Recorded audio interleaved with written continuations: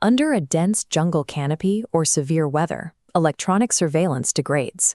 Multi-million-dollar drones lose signal, and thermal imaging is blinded by environmental interference. This is a photographic record of the ground-level alternative. When the sky goes blind, operators read the physical impact of human weight on the Earth. Tracking is often mistaken for a mystical instinct or an archaic skill. In reality, it is a systematic observation of environmental data. Military trackers treat the natural environment as a localized data extraction field.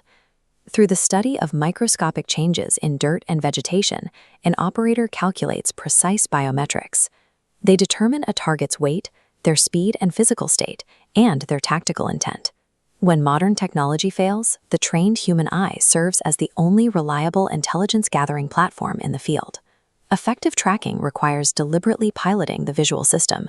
You cannot rely on casual observation. Light projects onto the retina's two operational zones. The fovea's cone cells process high-resolution detail and color, making green foliage vivid. Periphery rod cells lack color resolution, but possess superior sensitivity to contrast and micromovements. Trackers apply this biology by sweeping their eyes smoothly through the vegetation.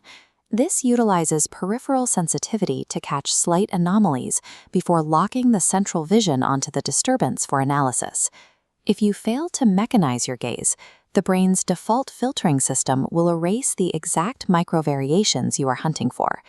In tracking, any physical anomaly left by a quarry's passage is called a sign. Signs fall into two categories.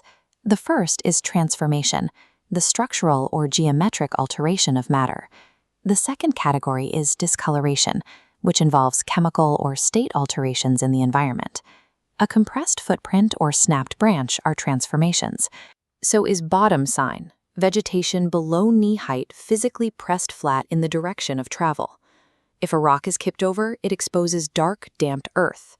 If a person steps out of a stream, they leave dark, wet footprints on a dry bank, contrasting with the surrounding terrain.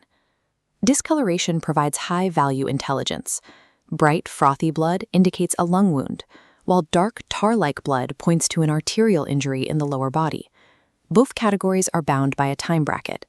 Sun bakes wet mud, wind shifts sand, and rain washes away blood.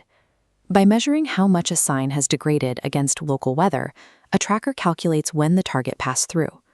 Every trackable event is a combination of transformation and discoloration, bound by a time bracket. A footprint represents a precise cast of the quarry's kinetic energy.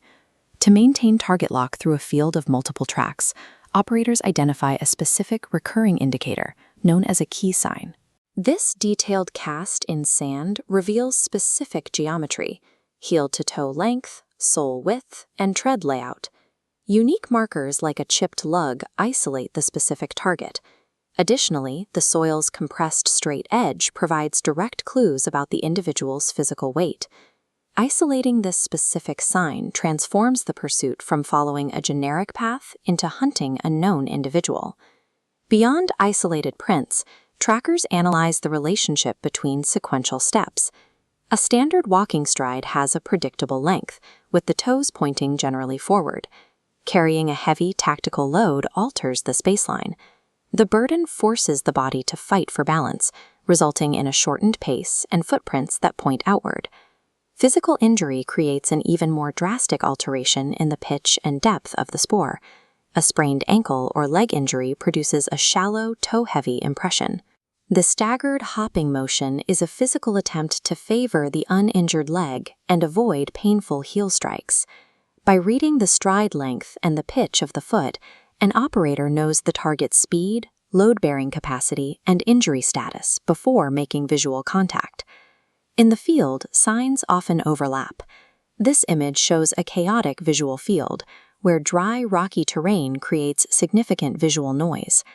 An operator isolates transformation depths to separate human from animal tracks, scanning the boot tread to locate the key sign. This mental synthesis of ground sign, top sign, and time brackets forms the tracking picture, a cohesive narrative of the quarry's movement. The goal of this picture is predictive modeling. The tracker wants to anticipate the route and move to where the target is going rather than where they have been. Human targets follow survival needs. They seek known water sources, require shelter as temperatures drop, and choose the path of least resistance through dense terrain. Anticipating these requirements allows the tracker to intercept the target. Transformation and discoloration provide the same physical evidence in a city as in a rainforest. In an era of electronic surveillance, the trained eye still extracts intelligence from the microscopic deformation of a single blade of grass.